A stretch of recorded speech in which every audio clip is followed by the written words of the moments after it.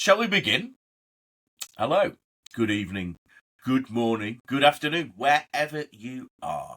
You join us for episode number 57 of Libero, the podcast that's about the most important of the least important things. And at that point, we're paraphrasing 80s style icon Paul Shane. That might be the best one. Yeah. So it's Heidi Hi, Rory Smith of The Observer. Heidi Hi. And the Men in Blazers. Perhaps like Paul Shane, he could have worn a camp entertainer's blazer, but he hasn't done that.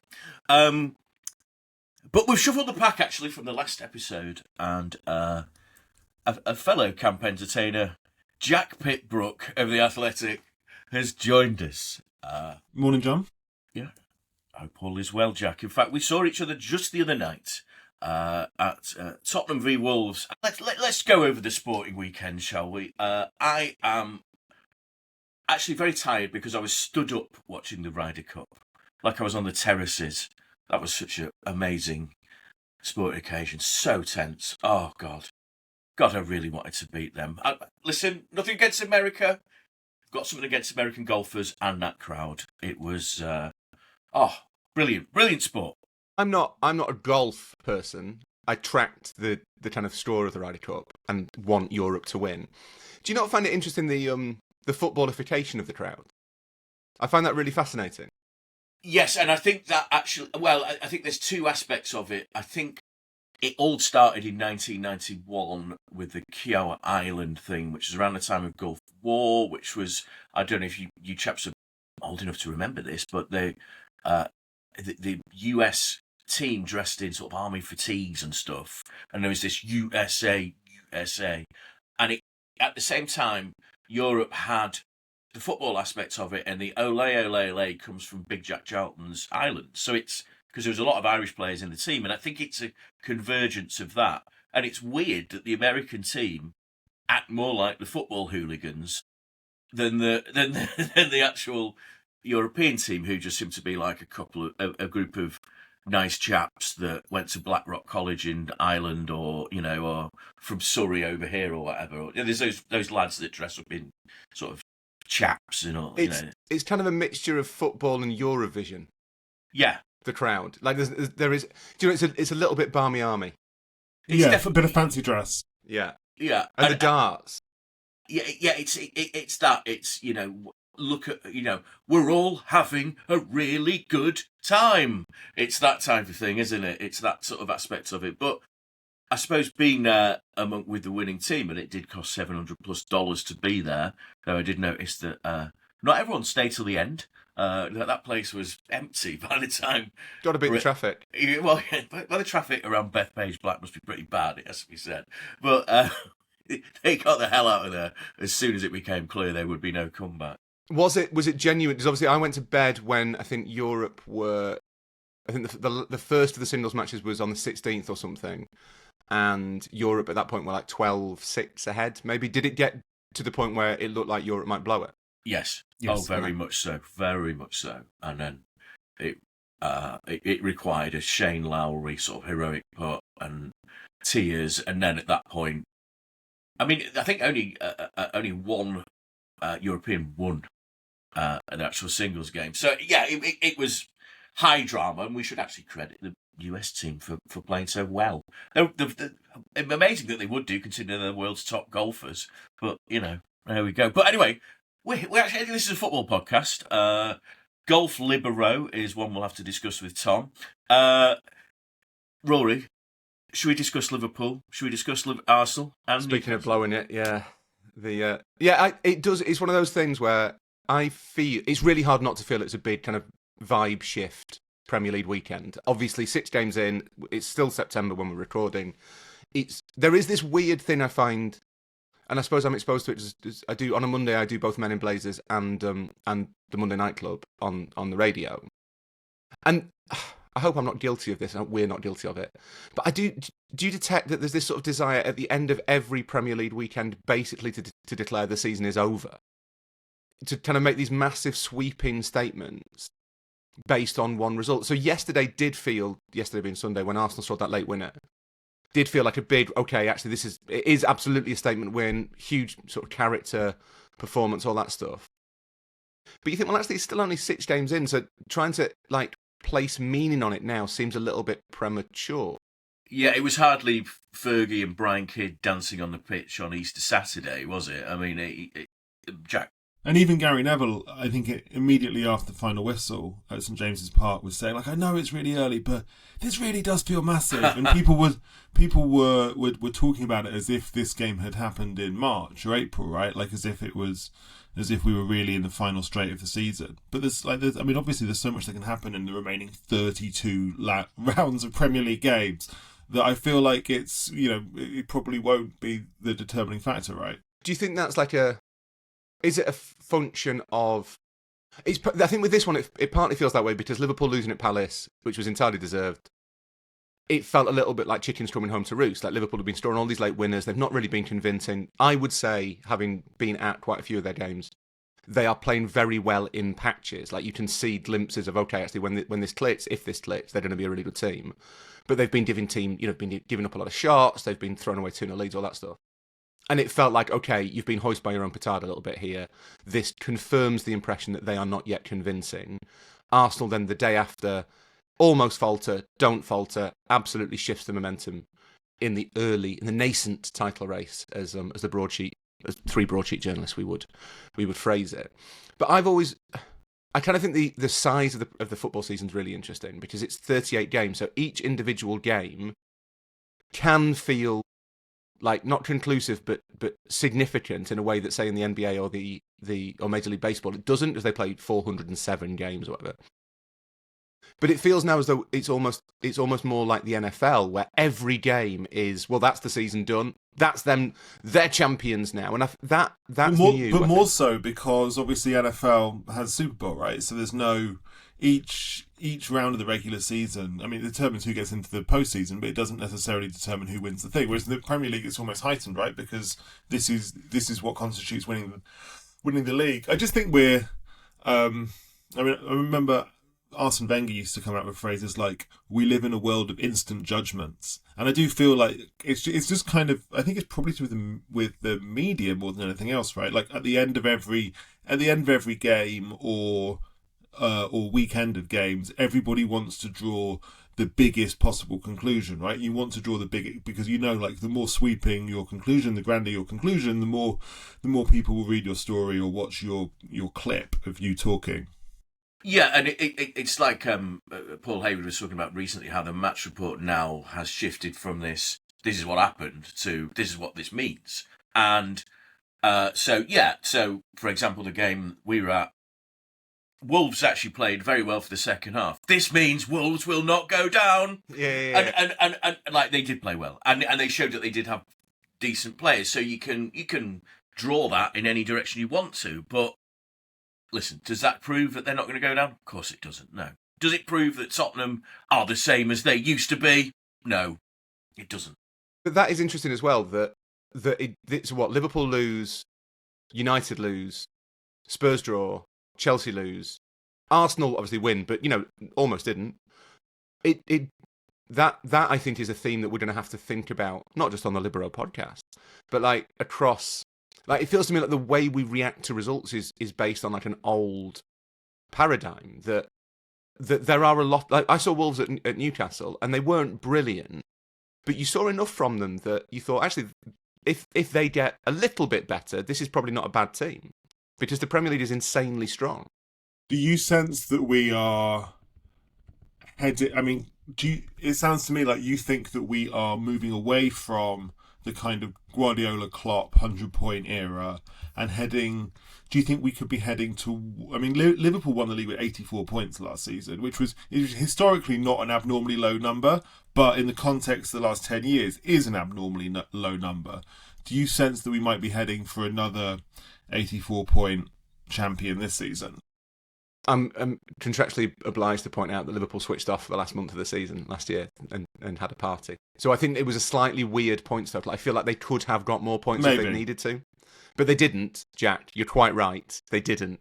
And I think they might regret that. But yes, I think it's more likely to be... it's more likely to be closer to 85 this year than it is to be 100. Do you know what I mean? It Yeah. feels more like, I think City and Arsenal will post big totals. I think obviously Liverpool have finished, they lost a game, but it feels more. I find it really interesting, and we've talked about it I think before.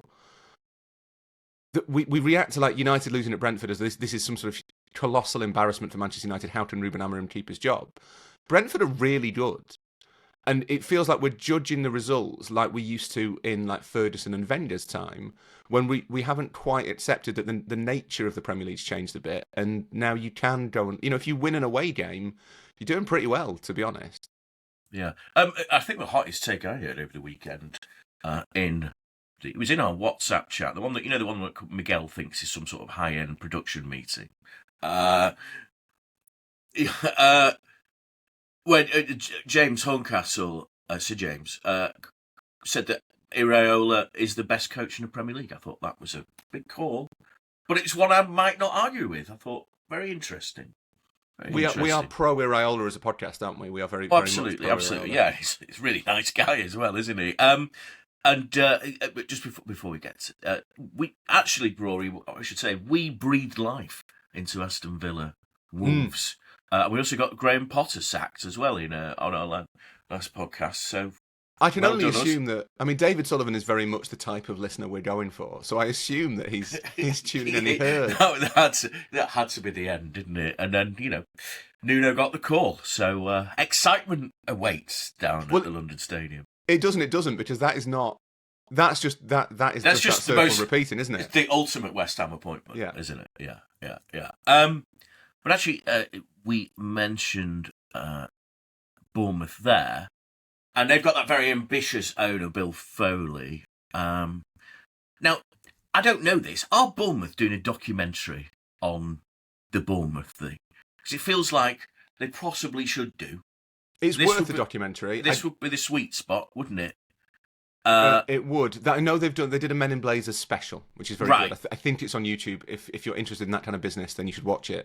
But no, I don't know if there's any plans for an actual full-scale all or nothing type thing. And I know that Bournemouth were very good with the media, and our friend Alison Rudd did a pretty in-depth time spent out with the club and the players. So yeah, it's possible. Every club it appears these days. I mean, this is what we're going to talk about in this episode. The concept of the football documentary, the soccer documentary, if you will. It's we're in the era of what our American friends call storytelling. This is what this is about, isn't it?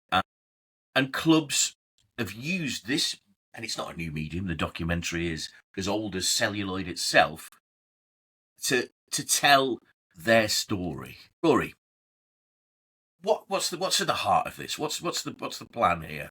I think it's really interesting because it's definitely a thing, and it's a way for the clubs, I think, to reach new audiences. A lot of it's driven by the success of Drive to Survive to complete the kind of broad sporting landscape that we're discussing today. Drive to Survive comes along in like 2017, I guess, sometime around then. And suddenly lots of people who don't like talk are really into F1. They don't want to talk about the tyres. They want to follow the kind of the characters. And lots of sports, cricket, cycling, rugby, there's been a million different kind of versions of Drive to Survive. Everyone kind of notices, actually, this is a way to grow your audience outside of your traditional base. Football latches onto that.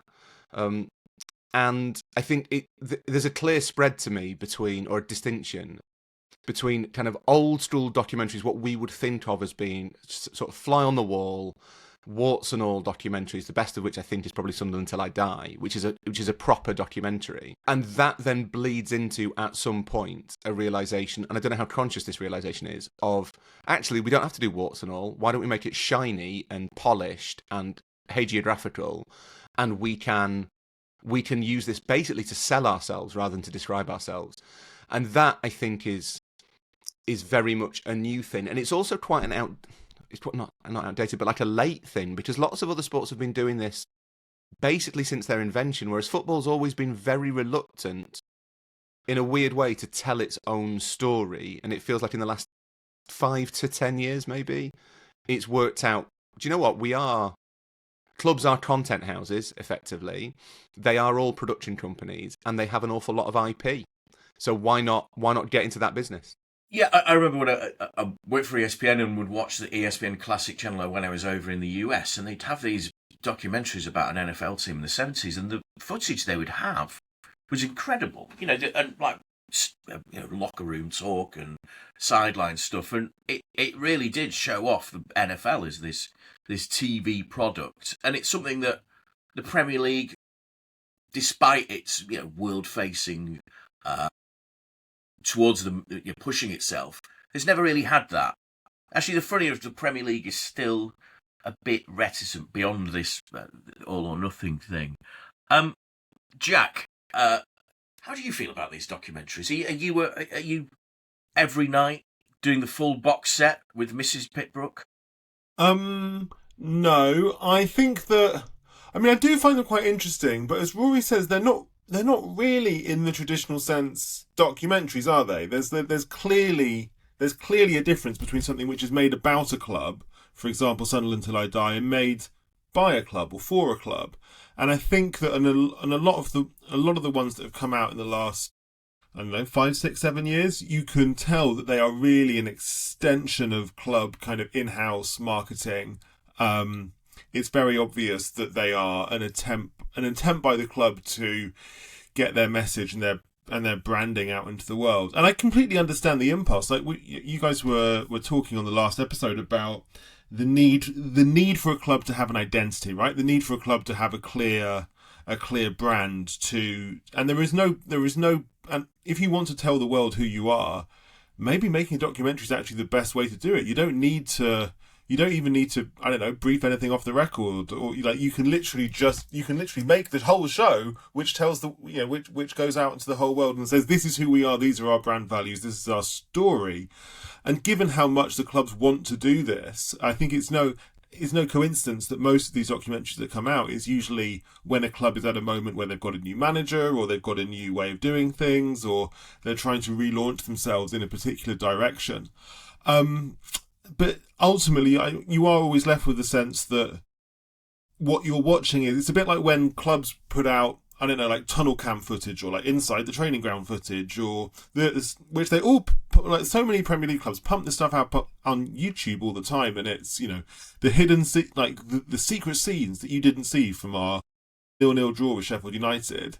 But it's obviously all being, and it has this feeling where you kind of feel on the one hand, you feel like, oh wow, I'm really getting behind the curtain here. But at the same time, it's obviously been curated by the club so that you only, you see stuff which they're happy for you to see. And ultimately, that's the impression that I'm largely left with these documentaries. Yeah, they feel that a lot of them, the glossier ones, feel advertorial to me. There's no, I don't think, this sounds very pretentious, but I don't think journalistically they have a huge amount to recommend them. Well, it's funny, isn't it? These days in the press box at a Premier League club, maybe even Championship clubs, you look around and there's a lot of people in sort of club suits and stuff like that are pushing buttons on machines that you're thinking, what's that? And it is, rather than the sort of local hack in a dirty Mac, you've got a group of people like young professionals that are keying in this essentially PR material for the club, and that it's the fact to keep the club website this content machine throughout the week, and we've got this special picture here and this photo gallery there, and this it's all part of it. Clubs are content providers, as we've said so many times on this pod. But it's really interesting, isn't it? Because I think that speaks to a broader shift, which is that, and I'm preempting Jack a little bit here, because this is kind of his point that he made in our actual production WhatsApp group. Is that Miguel wasn't there? There has been a realization, I think, that fandom extends beyond 90 minutes, and that there is this kind of audience out there that maybe actually it's the opposite to Drive to Survive. Drive to Survive was a sport desperately reaching out of the petrolhead community. F1 realized that its audience in, say, 2015 was men.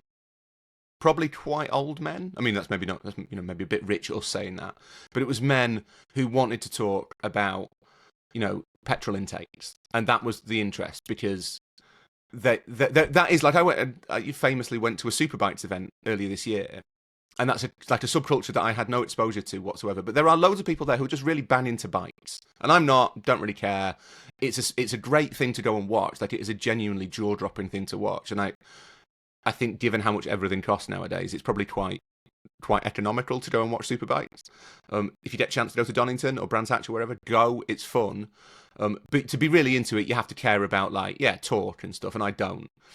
F1 realised there is there's a population that is into torque, and then there's a population that isn't. How do we speak to the population that isn't? And the way you do that is by building character dramas and focusing on, like, the Williams pit guy whose job is to put the tyres on, but his life is collapsing or whatever.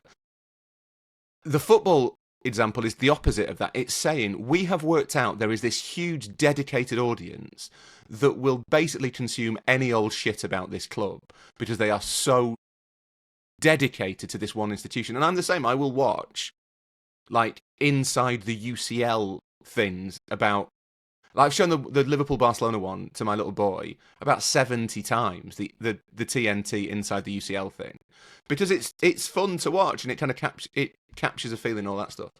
And I think football has realised we've got all this stuff that's happening inside the club that our audience will eat up, and there is an essentially bottomless appetite for, because football is not just about games anymore. The games are they're not even the central part of the drama necessarily. They're just like part of it. It's like an episodic drama. And that's a bit of it, but then so is kind of what's happening in training, and here's the manager's press conference and all that stuff. People love that stuff. So I remember watching the Manchester City All or Nothing, which is strange because they're obviously, one thing that it really struggles with is that it's very difficult to create a sense of narrative tension and high stakes in a season where Manchester City got 100 points. Every setup is, and then they faced the biggest test of all, and then City batter someone 5-0 again. But it's weird because I watched it and I thought, I kind of realised that it wasn't really for me when the narrator Sir Ben Kingsley used the phrase "football legend Johan Cruyff," but it was so much of it is just kind of fairly banal interviews with players. The one moment where I thought, I'm surprised that I've been shown this, and I think it's really good, is this famous row between Fabian Delph and the rest of the City squad, which is, this is, as they say on Twitter, absolute cinema.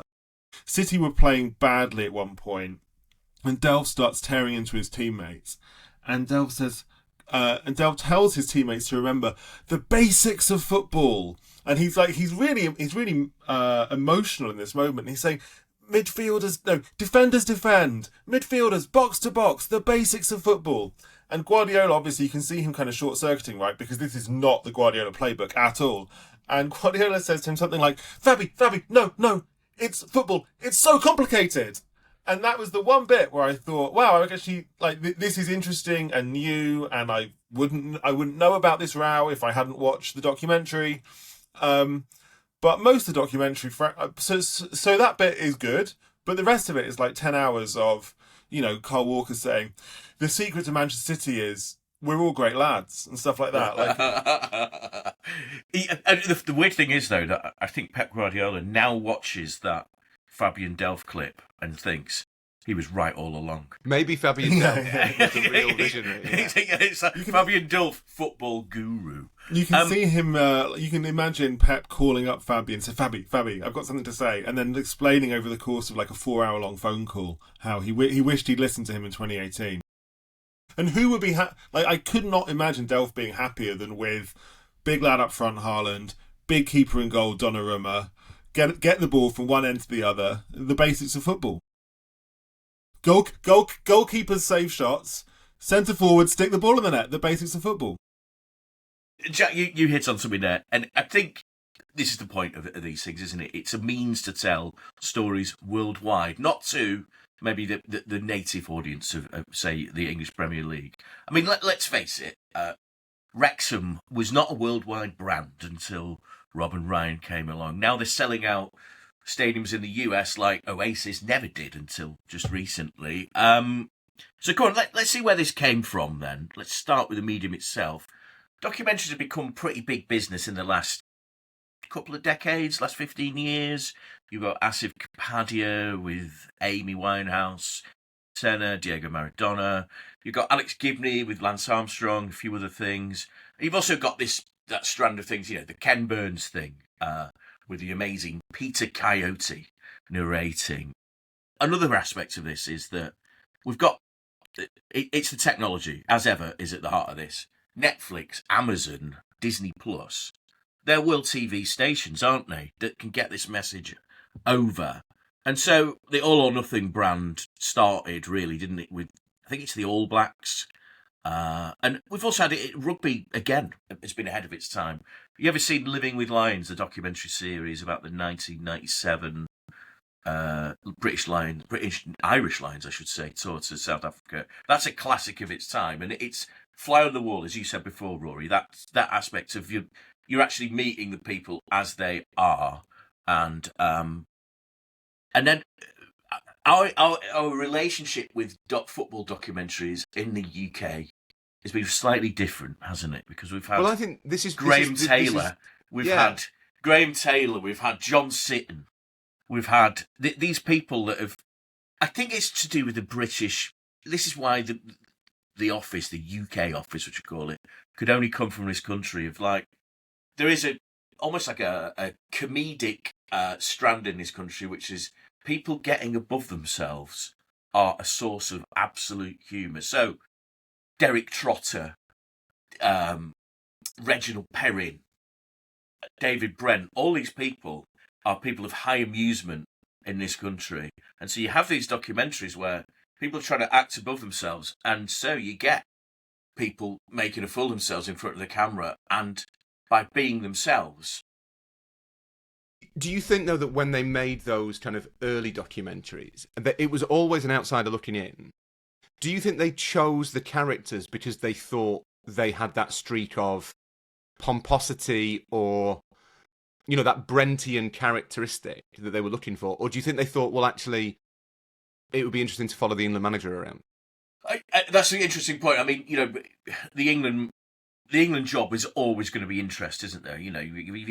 And the thing is, with Graham Taylor spoke about this. He was a son of a journalist and said, "Well, okay, I'm happy to do this," and was very media friendly to his cost. Graham Taylor was media friendly after his England career. He was a pretty good radio commentator and all that. Graham Taylor was a really nice man. He was lovely. Yeah, really lovely. And it is to the British press back shame as to what happened to him. Listen, the football was bad. We all know this. And a good friend of mine, during less busy times in COVID, actually watched all the England games during Graham Taylor again and just said, "My God." But there you go. But see, you had this sort of culture of this culture of documentaries where you would have these characters pull out. I mean, the John Sitton thing, clearly someone said, "Oh, there's late night stuff going on here. Let's have a look at it." And suddenly this monster appears on camera, and you cannot not watch it. But they're sort of warts and all documentaries. You're the All or Nothing brand. That isn't, is it? It's very PR'd. Yeah, there's a very clear distinction, I think, between the journalistic documentary like An Impossible Job, which is, I mean, if there's anyone out there who hasn't seen it or hasn't heard of it, it's so good. Like, it really is amazing. Like, you learn so. I mean, it's very entertaining TV, but you also get such a good sense about how different it, not just the English football, but like the English national team was at that time. Like, it's not that long ago. Like, it's within my lifetime. 1990? It's the build up to it's failing to qualify for the 1994 World Cup, right? So it's stuff that happened in 1992 and 1993. It's brilliant. Like, it's so funny and it's so revealing about a very, very particular era of English football. Do we think the last of those documentaries is Sunderland Till I Die? Yes, yeah. I think I was going to get to that point because I think that's a really good point, because Sunderland were willing to do this, and again, it's UK made, isn't it? It's made by the Fulwell team, London-based, but they're Sunderland supporters actually. Fulwell 73, named after the 1973 FA Cup triumph that Jonathan Wilson will probably do a 10-part podcast series on if he hasn't done already. And yes, it's done in this sort of almost traditional style of Watson all speak to the people, let them be the star, and not and yeah. It's got that. It's got that nice. So part of the genius of Sunderland Till I Die, and I don't want to embarrass Jack, but one of my favourite Jack Pitt-Brooke pieces is his interview with Richard Keys from 4 or 5 years ago, Jack? I can't remember. Done two. One was in 2013. One was in 2021. Which was the one where you let him hang himself? 2013. Yeah, is that long ago? That's really upsetting. Yeah, it's 12 years ago. Anyway, Jack's career has gone downhill since then, but Just about. it is an absolute masterpiece of journalism, because Richard Keys will have read that piece and thought, I come out of that really well, and nobody else will. And I think what's brilliant about Sunderland Till I Die is they tread that same line. The executives will have thought, this has gone pretty well. I have given a fair account of myself, and when they are exposed to the sunlight of broader scrutiny, that is not that is not your takeaway. But that is combined with something that will become a real trope of all of the subsequent shows, and it's interesting that was the bit that everyone kind of latched onto, which is the kind of the meaning and the sweetness and the touching nature of fandom and what it means to a community. That's the other thing that Sunderland Till I Die does brilliantly. It draws out, this is not just a sports team, this is an avatar for a place. This is where all of our hopes and dreams reside. And that is the thing I think that lots of people watched and thought, we can do that too. But we can do it in a way that makes us look better by doing it ourselves, right? Like, I think you were kind of hinting at it earlier. Do you think feels to me like after Sunderland, no club is going to want a bunch of people to come in and put wave cameras in their faces, publish the documentary, and then risk making us look like idiots. But clubs might be thinking, if we can make our own documentary, and if we can harness that kind of community feel, and then and this is something we talked about a lot on the pod before, if we can package that and then sell it out and sell it to the world via the means of a documentary, and we can explain to the world how we have this kind of cosmic power to harness all that local energy, then that's an incredibly powerful piece of branding. Basically, it's a powerful brand story. Yeah, and it's like the chorus line in these programs are actually the stars, aren't they? Rather than the actual football stars themselves. The people that act most unnaturally in these documentaries tend to be footballers. I mean, some of the it's scripted reality, isn't it? It's like the Only Way is Essex or Made in Chelsea. Of the 2 minutes that I have watched of those, I should mention. Come on, John. Yeah. Come on. It's okay. There's no kink shaming here. You can admit to watching Made in Chelsea. It's not a problem. One of my oldest and best friends edits this stuff, and I take great pride in telling him I've never watched them. So there you go. And so one of these here is, and Jack, you're the man on the Spurs beat. The All or Nothing Spurs documentary was fairly disappointing, but it was David. He's I've forgotten him already. Daniel Levy. Quickly. Daniel Levy. God, what happened to him? His attempt to keep up with the Joneses, wasn't it? He's like, oh, Manchester City have had one of those. I want that too.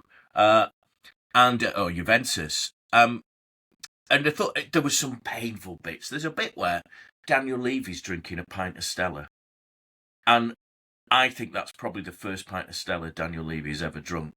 But he sort of does it to show himself off as an everyman. And there's another bit where Dele Alli is talking with one of the physios about the best way to put. When you put brushing your teeth, do you put water on first, or do you put it on after you put the toothpaste on?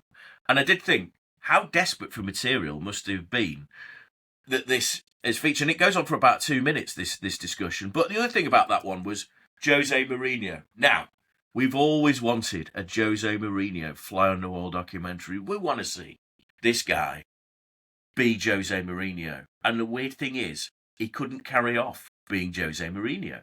Like, there's that really unnatural scene, isn't it? The one where he swears at a Sky Sports report, which is actually dubbed over. And, speak to my friends that do work in this industry, saying there's about 5 edits that make that look quite bad. It doesn't really come off.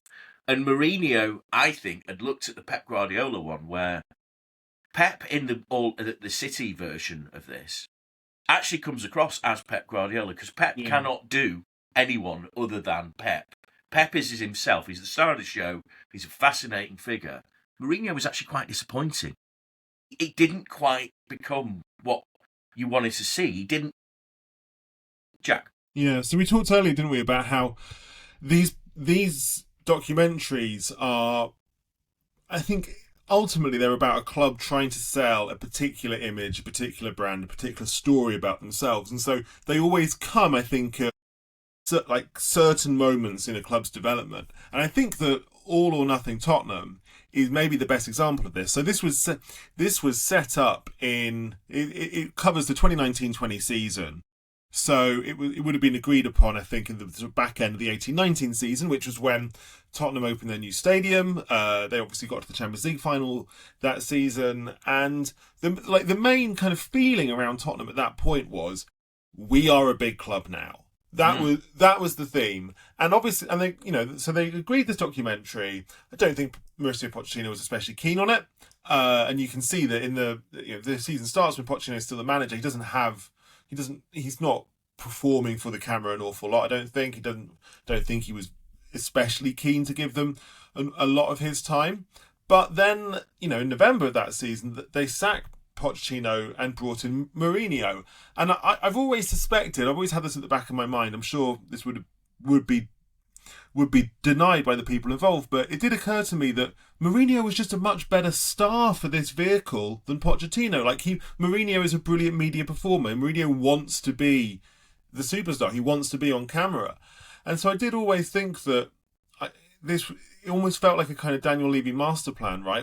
We'll have a documentary, and Mourinho will be the star of the documentary, and through this we'll get out into the eyes of the world through this documentary. And so it was all wrapped up in kind of projecting the global brand of Tottenham Hotspur around the world. But there's not really, as you say, there's not really an awful lot of interesting detail in there. There's a lot of conversations between Levy and Mourinho, and you're not really clear who's performing for whom here. Levy would talk about how he would offer his thoughts on the game, and Mourinho would just nod along. Yes. But yeah, there's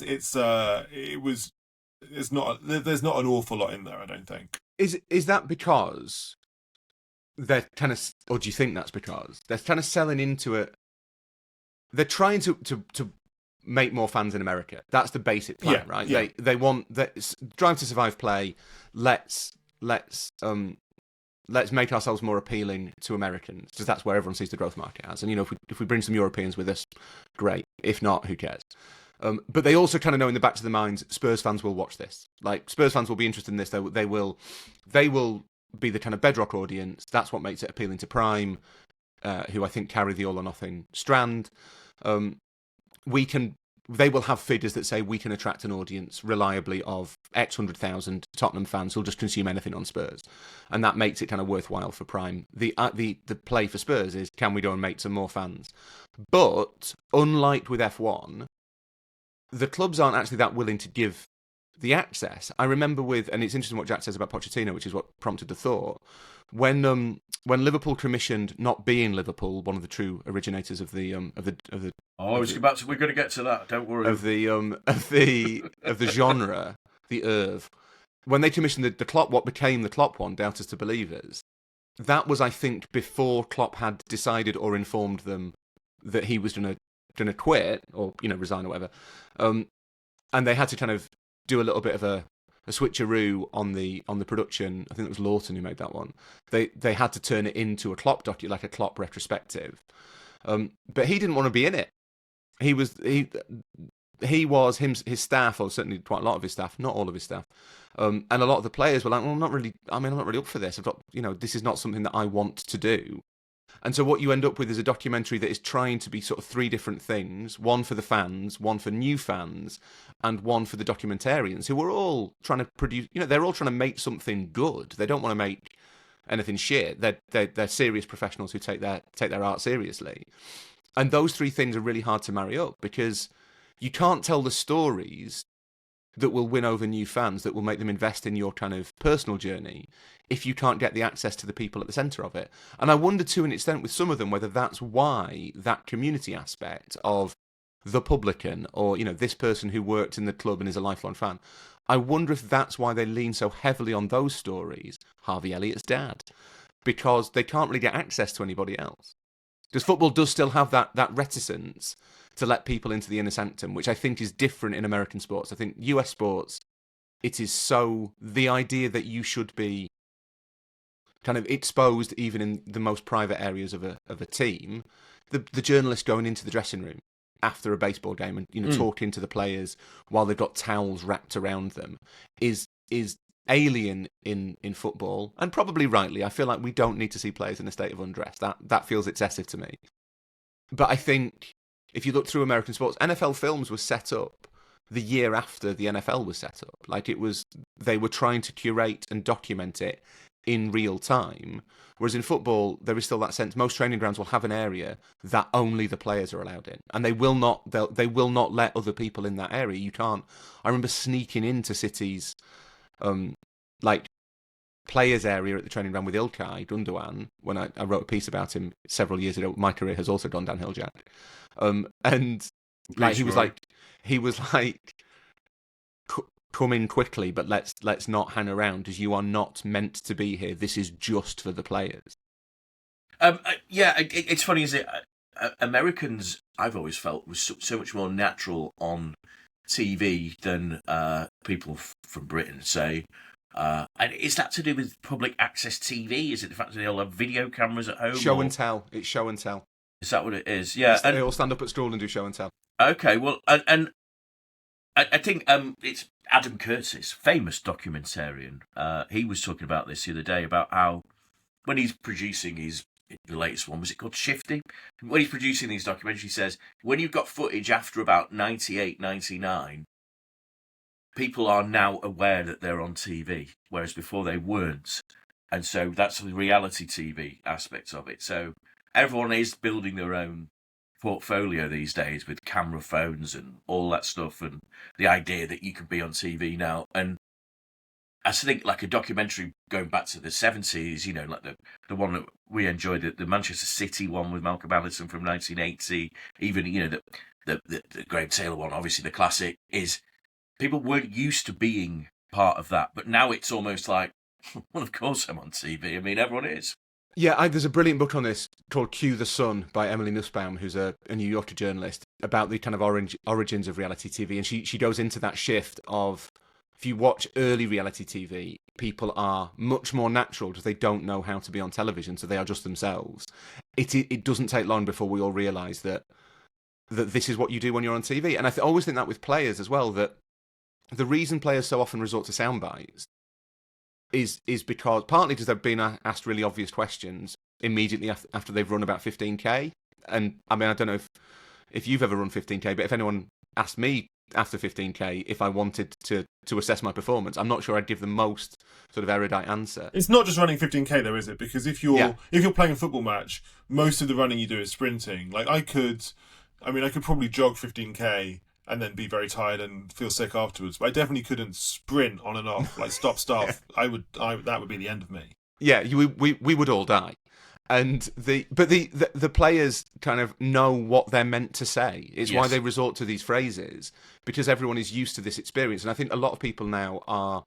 It's maybe why in a lot of these documentaries, those kind of fan characters or the kind of the football adjacent characters are the stars. It's because they are just as native to this medium as anybody else. They know what people do on TV. They know what it looks like to be on TV. They've watched enough TV. And if you watch a lot of these documentaries, so I've watched a lot of the Kardashians. Like I've watched all Keeping Up with the Kardashians, and now the show just called Kardashians, which is on Disney Plus, and it's set. And you're right, like Rory, you know, when it felt fly on the wall at first, but in the later series, you've got this constant kind of interchange, right, between the stuff which is filmed like as live, which is obviously very put on, and then it cuts to a member of the family basically like talking and analysing the scene that you've just seen. So you're constantly getting this interplay between the sort of live footage in inverted commas and then the analysis of that footage. And I kind of feel like that's the that is probably where these shows will end up. They'll show you a kind of clip of Kyle Walker running down, running down the right and putting a cross in, and then it will cut to Kyle Walker sat in a kind of in his house or wherever, but at the training ground afterwards, and he will talk about that like in the present tense as if it's happening. So like, and then I run down the right, and then I burst past Hugo Bueno, and then I whip across in, and then it'll go back to the footage, and so you'll get this kind of a genuinely Kardashian-y feel in the course of these documentaries.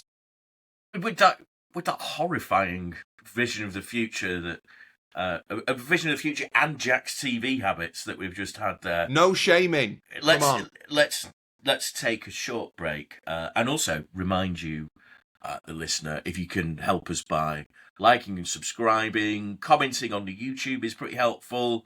Commenting on the Spotify is helpful too. Be nice if you can. Actually, be nice if you can, particularly with the reviews. And we'll be back after this piece of moody music.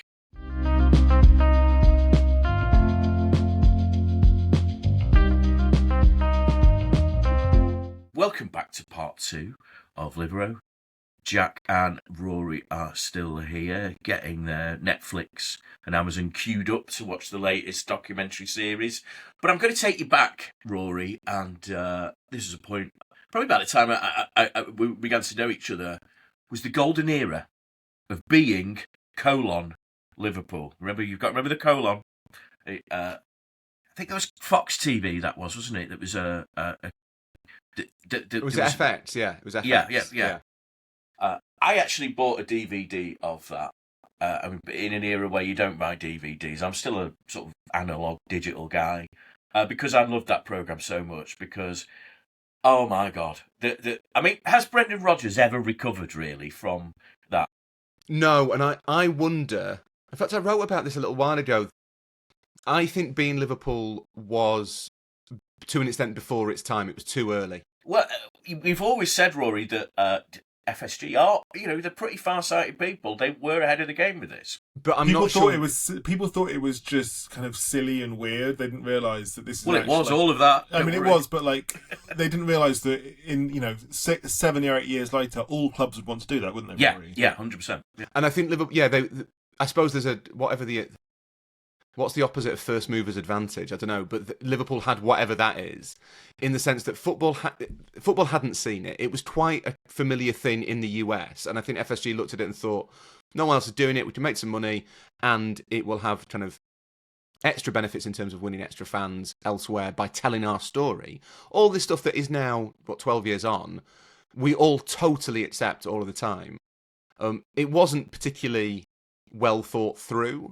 And I think its legacy was probably that it put quite a lot of teams off doing it for a while because, Rodgers in particular, that defined his public image. And I'm not a great fan of Brendan Rodgers, but, the thing about the portrait of himself in his house, which has a really nice backstory and is totally legitimate, but it's a really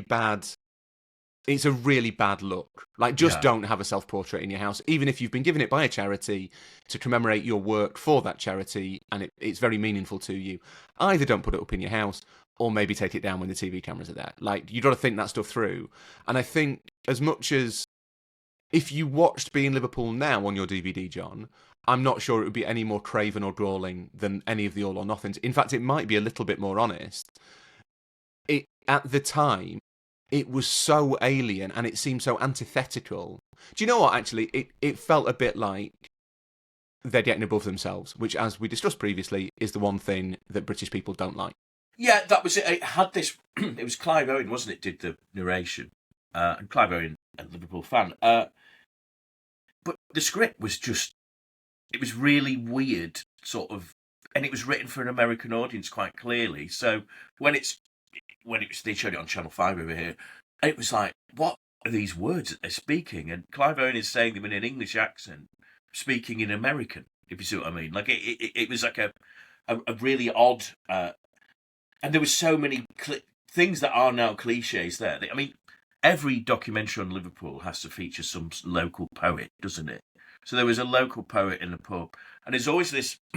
the symbol, I suppose, of the working class man, and you'll get this in Wrexham and Birmingham and whichever ones are doing them these days, is of the fizzing pint sat on a pub table, because all of life revolves around the fizzing pint on a pub table. And I suppose it was ahead of its time, despite that laughter. And now, I mean, that was an authorised documentary, and another image, Ian Eyre on his motorcycle. Oh, I mean, that was a classic David Brent thing, wasn't it? I mean, it was just So, I mean, Brendan Rodgers has, I think, just about recovered from that, but I'd say that the way that he's seen by the football public is at least in part, well, partly rooted in that, but it's also partly rooted in his personality. But it's weird that within a year of that documentary, Liverpool went very close to winning the league, but his credibility was never quite what it should have been for someone that did that. Anyway, so moving on to the latest of these, as far as I can gather, and there may be some bubbling under, but it does appear that maybe this medium has come to something of a halt, apart from Wrexham, which is still bubbling. I watched the Birmingham documentary, Tom Brady and the Blues, I think this is called, which sounds like some sort of 70s cop series or something, doesn't it? Now this is an interesting meeting of, I suppose, the Wrexham idea, where you meet the fans, you meet the people behind the manager. The manager, Chris Evans, he's called, isn't he? He's a pretty capable guy in the Phil Parkinson role. Then you've got Tom Brady, right? And Tom Brady is an overgrown sporting athlete, a sporting great, a man in his mid to late 40s who doesn't, like many sportsmen, hasn't got over being the sportsman that he was. And there's a meeting with Wayne Rooney. Now, whatever you think about Wayne Rooney as a manager, Wayne Rooney is one of the greatest footballers that's probably ever lived, and he's one of the greatest English footballers. I think Tom Brady didn't know who Wayne Rooney actually was when they meet, and there's this line, isn't it? I'm not sure about the energy levels of our manager. I mean, all right, fair enough, but that's Wayne Rooney. There was a point when Rooney was more famous than Tom Brady. Oh, I'd say globally, Wayne Rooney is still more famous than Tom Brady. Yeah. And that comes across really... And so you've got this thing with Brady and his bros, his lawyer and his players, driving around in a limo, and he's explaining to them what Birmingham is. And they go to the Virtu final. We've got that finally, Rory, after we couldn't remember its name last time. A game I attended, and that's supposed to be the final set piece. This is where... And they lose it.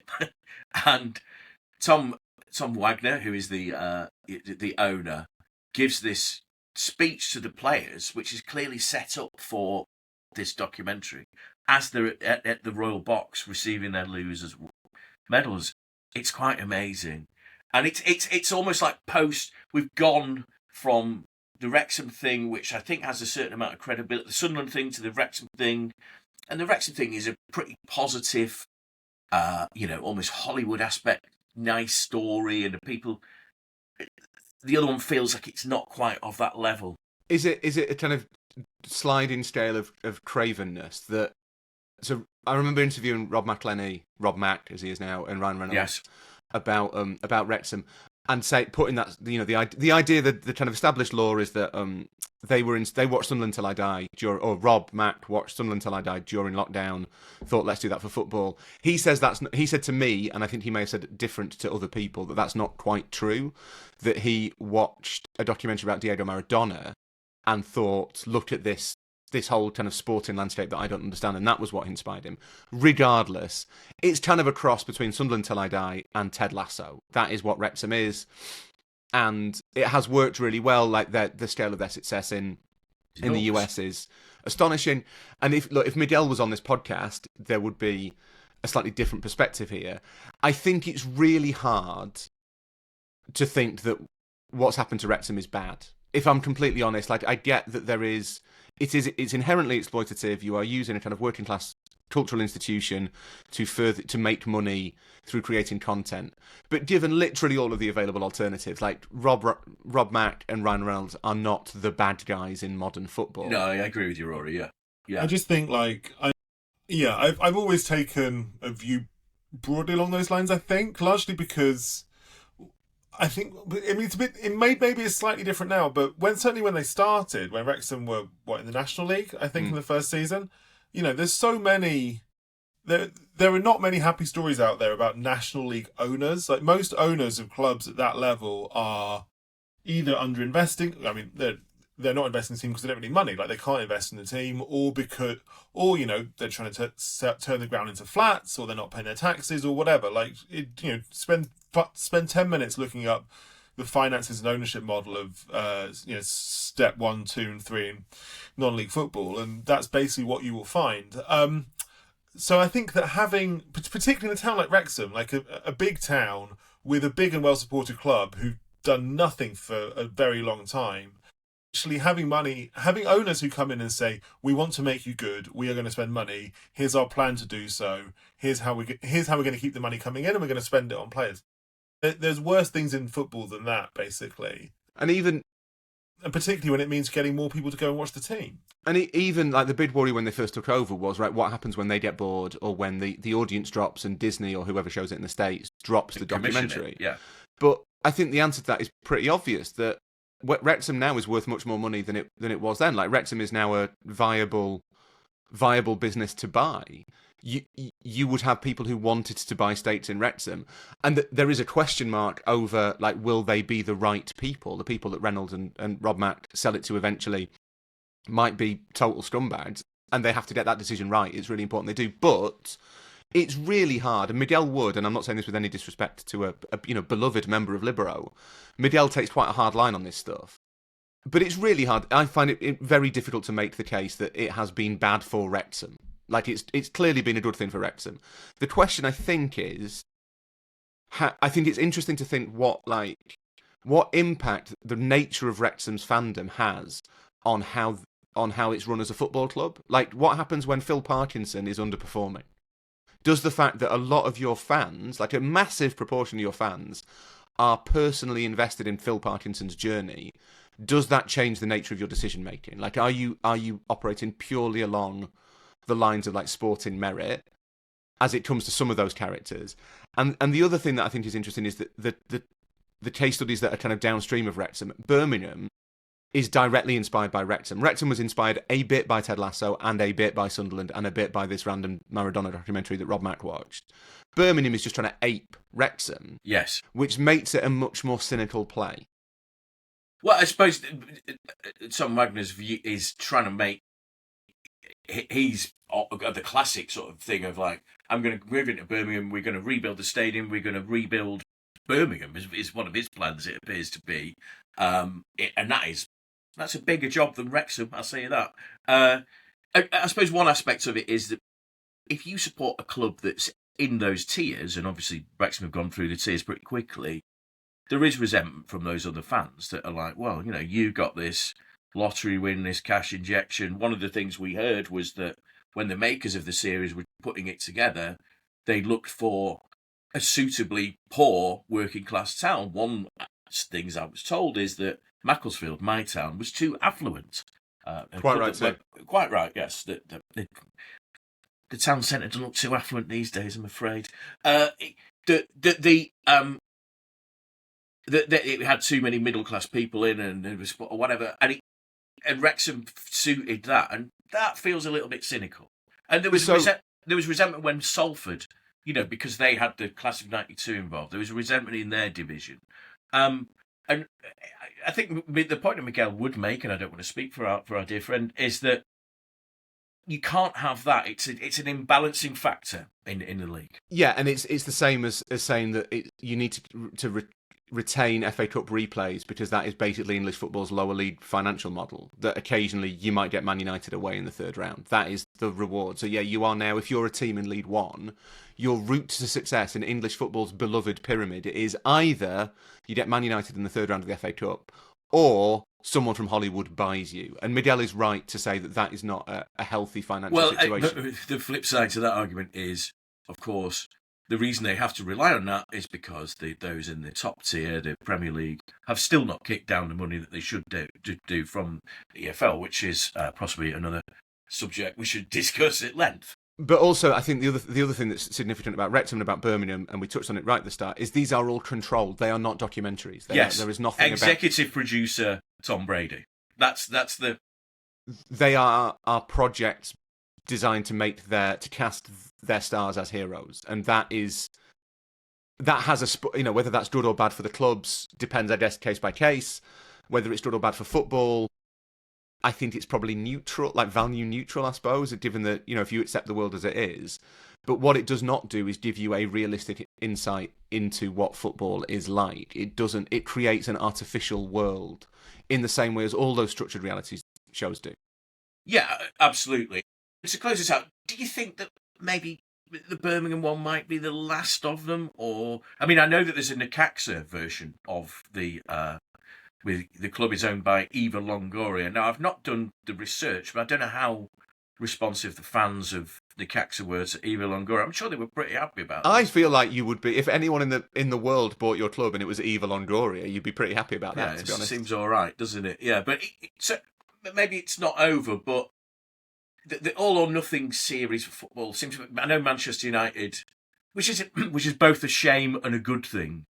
Like they had an opportunity to work with Amazon on a documentary and they decided not to. We'd all like to see that documentary done, warts and all, in the style of John Sitton. I mean, if you were to do it like Graham Taylor. Oh, 100%, but that isn't the documentary you'd get, is it? So no. I would love to watch. I think that there can be no better subject for a documentary at the moment than like the modern Manchester United desperately kind of blindly stumbling towards some sort of future. But what you would get would be hagiography, and that is, it's interesting that I wonder if that does have a bigger audience than a version of the John, like Ruben Amorim as John Sitton. But why do they need to make a documentary when every single match that they play is so entertaining? It would be physically impossible for them to produce content better than the 90 minutes of their game against Brentford or any of their games. And this is the issue, isn't it? The Drive to Survive, a lot of people are into it because it's actually more interesting than the racing itself. Yeah. Are these documentaries more interesting than football? Manchester United against Grimsby, this moment of the season. You couldn't script, Ruben Amorim's little plastic tactics board, Amorim not being able to watch the penalties. You can't. No reality TV, scripted documentary, whatever, could come close to producing anything like that. And that's the glory of football. But John, I think you've hit on something really important there, and it's suitable that it's like the last thing we say after an hour. Are the reason these are popular because people prefer them to the actual football, and that gets to the heart of like loads of stuff we talk about on this podcast, which is the extent to which are fans engaging with football as a sport, or is it, to use like that Juventus phrase, is football now a lifestyle that you live? And I think there probably is an audience out there that would prefer to watch Manchester United in documentary form. To be honest, there's probably quite a lot of Man United fans who'd rather watch Manchester United in documentary forms than actually watch them play football at the moment.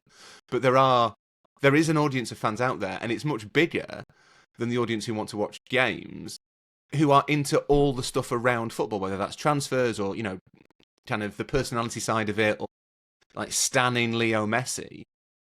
That stuff is much bigger. People consume football in clips and highlights and all that stuff. What people want is this 24/7 content, and that's what the documentary is trying to provide. That's the type of audience they're aiming for. Right. So, well, we look forward to the Libero Fly on the Wall documentary that's coming to you possibly never. If we can get Miguel Wilson, could be difficult to get to do that. Oh, can you imagine his image rights deals? His image rights must be huge. Jesus, Ed Cross. Anyway, thank you, Rory. Thank you, Jack, for joining us. And thank you, of course, producer Tom up in the little corner there. We can see him. Like, subscribe, all the rest of it. Tell your friends. See you next time. Cheers.